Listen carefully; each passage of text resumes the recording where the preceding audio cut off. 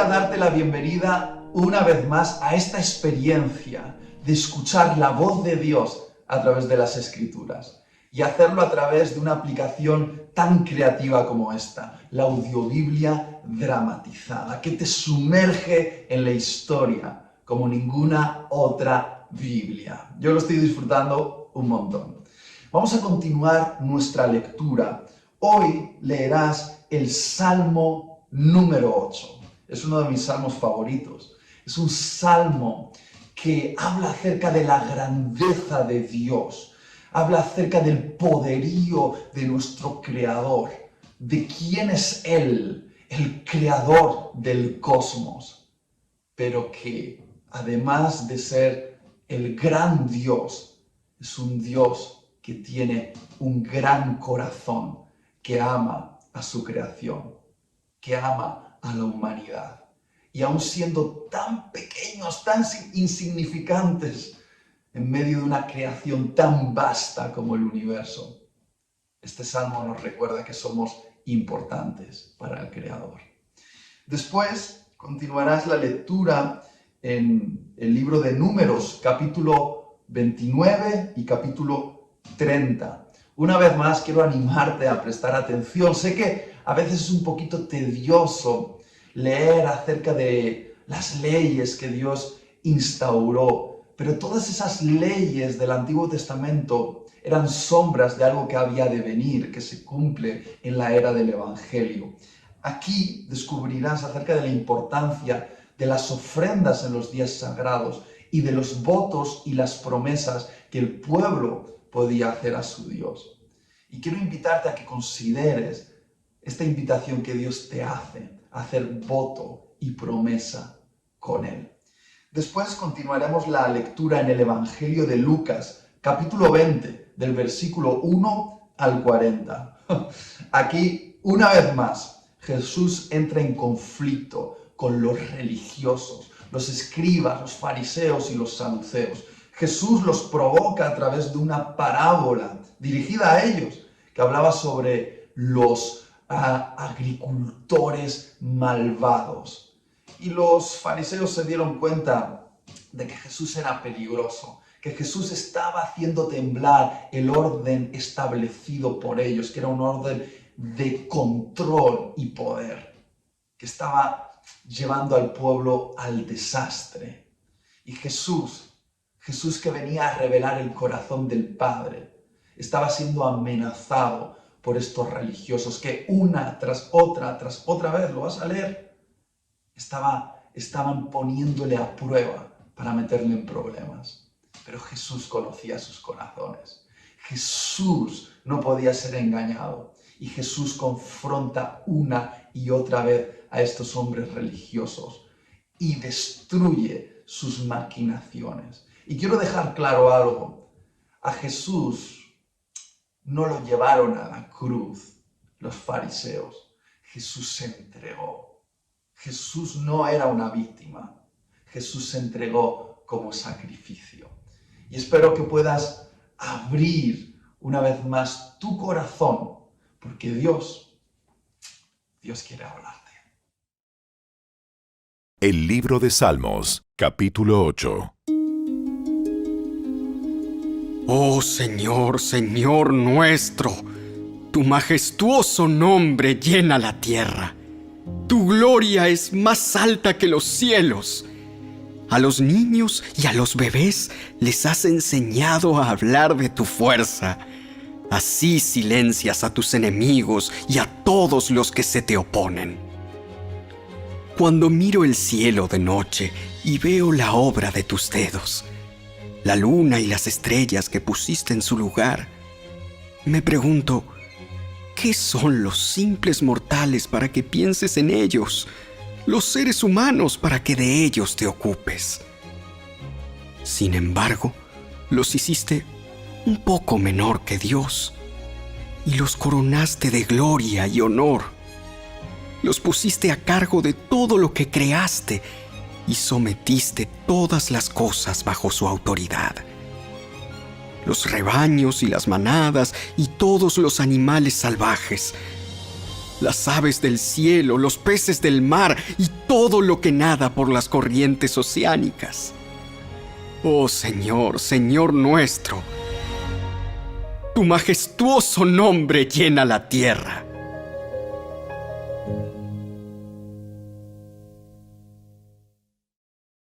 El libro de Números, capítulo 29. Cada año, el primer día del mes señalado, al principio del otoño, celebren el Festival de las Trompetas. Convoquen un día oficial para una asamblea santa y no hagan ningún trabajo habitual. Ese día deben presentar una ofrenda quemada como aroma agradable al Señor. Un becerro, un carnero y 7 corderos de un año, todos sin defecto. Estas deben ser acompañadas de las ofrendas de grano de harina selecta, humedecidas con aceite de oliva. 6 litros con el becerro, 4 litros con el carnero y 2 litros con cada uno de los 7 corderos. Además, sacrifiquen un chivo como ofrenda por el pecado, para purificarse y hacerse justos ante el Señor.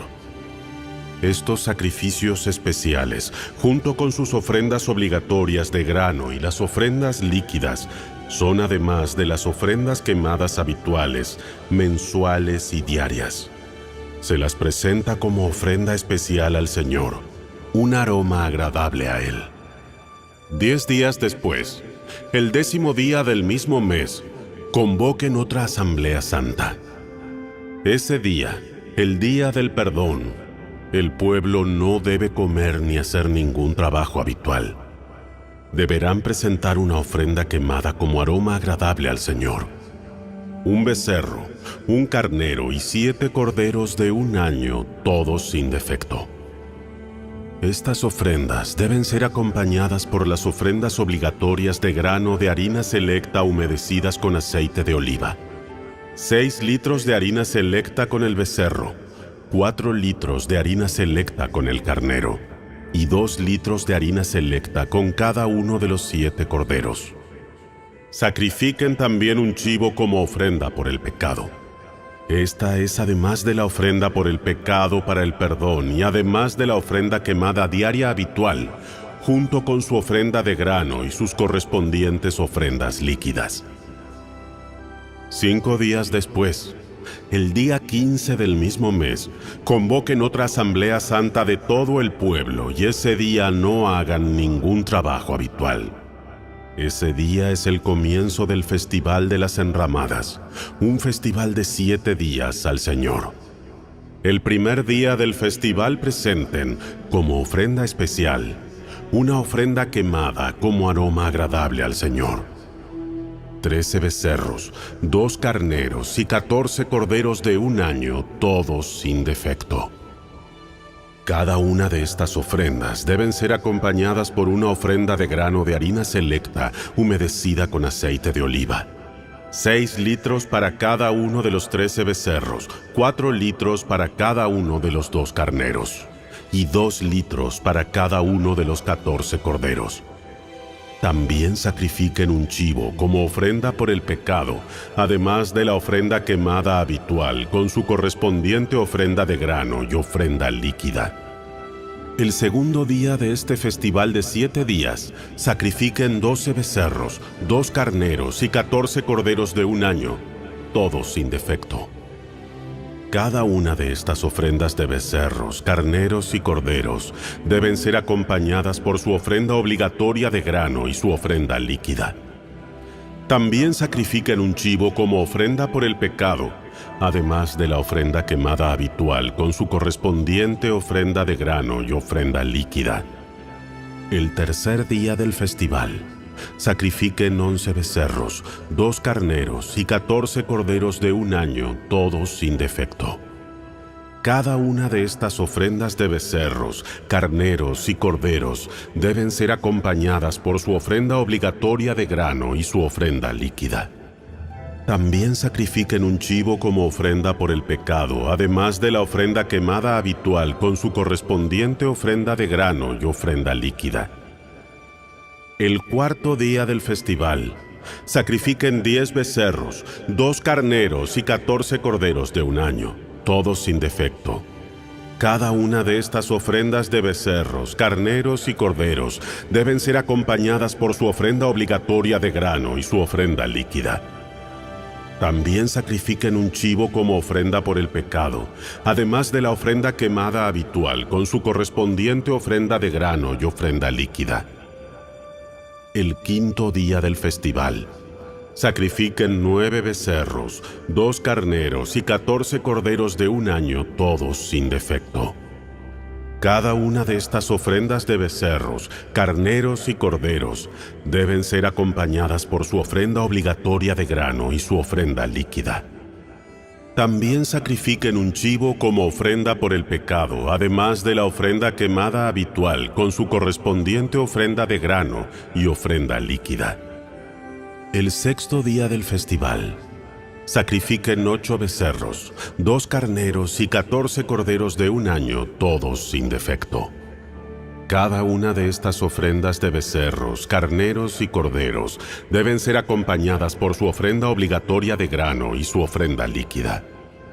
También sacrifiquen un chivo como ofrenda por el pecado, además de la ofrenda quemada habitual con su correspondiente ofrenda de grano y ofrenda líquida. El séptimo día del festival, sacrifiquen 7 becerros, 2 carneros y 14 corderos de un año, todos sin defecto. Cada una de estas ofrendas de becerros, carneros y corderos deben ser acompañadas por su ofrenda obligatoria de grano y su ofrenda líquida. También sacrifiquen un chivo como ofrenda por el pecado, además de la ofrenda quemada habitual con su correspondiente ofrenda de grano y ofrenda líquida. El octavo día del festival, proclamen otro día santo. No hagan ningún trabajo habitual en ese día. Presenten una ofrenda quemada como ofrenda especial, un aroma agradable al Señor, de un becerro, un carnero y 7 corderos de un año, todos sin defecto.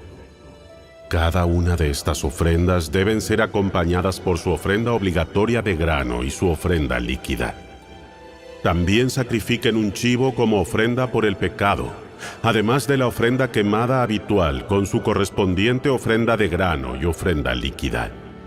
Presenten estas ofrendas al Señor durante sus festivales anuales. Estas ofrendas son además de los sacrificios y las ofrendas que presentan en relación con votos o como ofrendas voluntarias, ofrendas quemadas, ofrendas de grano, ofrendas líquidas u ofrendas de paz. Así que Moisés dio al pueblo de Israel todas estas instrucciones, tal como el Señor le había ordenado.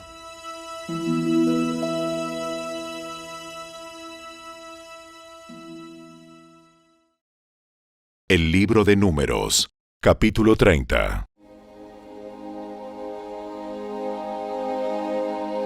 Moisés mandó llamar a los jefes de las tribus de Israel y les dijo: Esto es lo que el Señor ha ordenado. Un hombre que hace un voto al Señor o una promesa bajo juramento jamás deberá faltar a su palabra. Tiene que cumplir exactamente con lo que dijo que haría. Si una mujer joven hace un voto al Señor o una promesa bajo juramento, mientras todavía vive en la casa de su padre y su padre se entera del voto o de la promesa y no se opone, entonces todos sus votos y todas sus promesas siguen en pie. Sin embargo, si su padre, el día que se entera, se niega a darle permiso para que cumpla el voto o la promesa, quedarán anulados todos sus votos y todas sus promesas. El Señor la perdonará, porque su padre no le permitió cumplirlos. Ahora bien, supongamos que una joven hace un voto o se compromete a sí misma al hacer una promesa impulsiva y luego se casa. Si su marido llega a saber de su voto o de su promesa y no se opone el día que se entera, sus votos y sus promesas siguen en pie. Sin embargo, Si su marido se niega a aceptar su voto o promesa impulsiva el día que se entera, sus compromisos quedarán anulados y el Señor la perdonará. Pero si se trata de una viuda o de una divorciada, esta persona deberá cumplir con todos sus votos y todas sus promesas. Ahora bien, supongamos que una mujer está casada y vive en casa de su esposo cuando ella hace un voto o se compromete a sí misma con una promesa. Si su marido se entera y no se opone, entonces su voto o su promesa sigue en pie. Pero si su marido se niega a aceptarlo el día que se entera, entonces su voto o su promesa quedará anulado y el Señor la perdonará.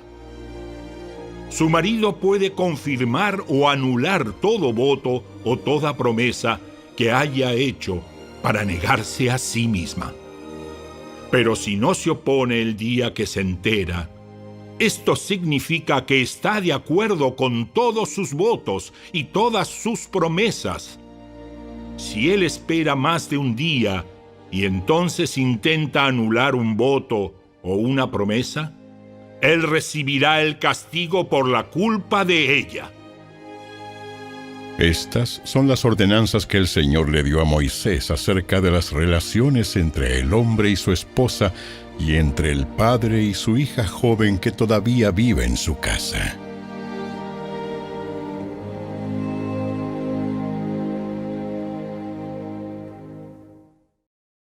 El Evangelio según Lucas, capítulo 20.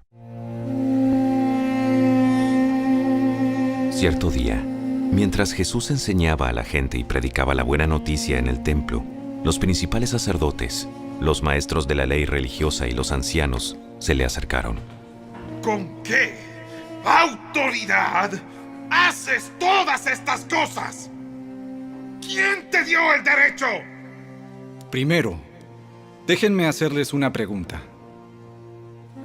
¿La autoridad de Juan para bautizar provenía del cielo o era meramente humana? Ellos discutieron el asunto unos con otros.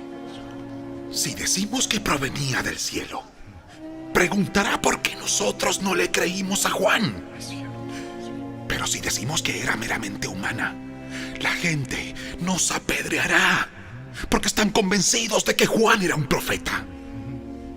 Entonces finalmente contestaron que no sabían. Entonces yo tampoco les diré con qué autoridad hago estas cosas. Jesús se dirigió nuevamente a la gente y les contó la siguiente historia.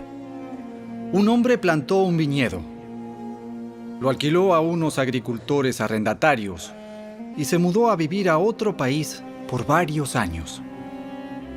Llegado el tiempo de la cosecha de la uva, envió a uno de sus siervos para recoger su parte de la cosecha.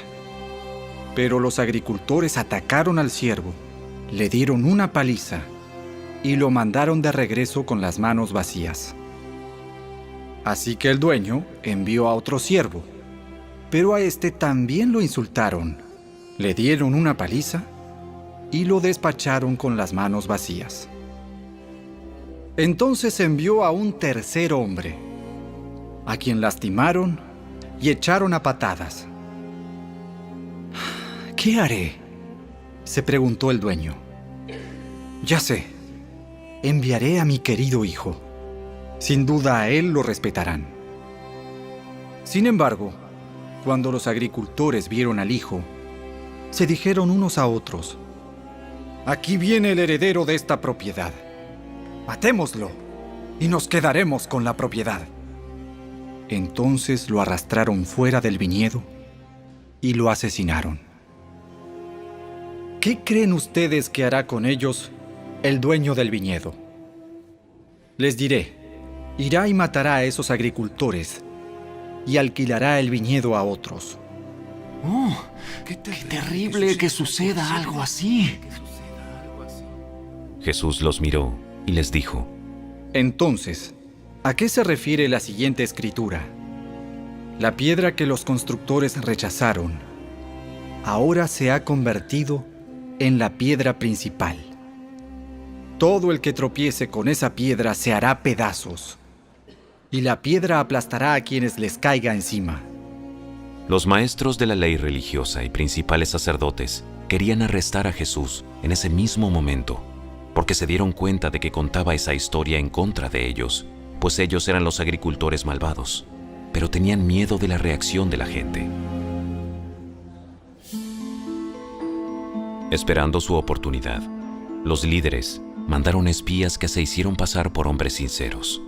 Trataban de hacer que Jesús dijera algo que pudieran informar al gobernador de Roma para que lo arrestara. Maestro, sabemos que dices y enseñas lo que es correcto y no te dejas influir por lo que piensan otros. Enseñas con verdad el camino de Dios. Ahora dinos, ¿es correcto que paguemos impuestos al César o no? Jesús se dio cuenta de la trampa y dijo: Muéstrenme una moneda romana. ¿A quién pertenecen la imagen y el título grabados en la moneda? Al César. Al César. Bien. Entonces, den al César lo que pertenece al César, y den a Dios lo que pertenece a Dios. Así que no pudieron atraparlo por lo que decía en público. En cambio, quedaron asombrados de su respuesta y se callaron. Después se acercaron a Jesús algunos saduceos, líderes religiosos que dicen que no hay resurrección de los muertos. Le plantearon la siguiente pregunta: Maestro, Moisés nos dio una ley que dice que si un hombre muere y deja a una esposa sin haber tenido hijos, su hermano debe casarse con la viuda y darle un hijo para que el nombre del hermano continúe. Ahora bien, supongamos que había 7 hermanos. El mayor se casó y murió sin dejar hijos. Entonces el segundo hermano se casó con la viuda, pero él también murió.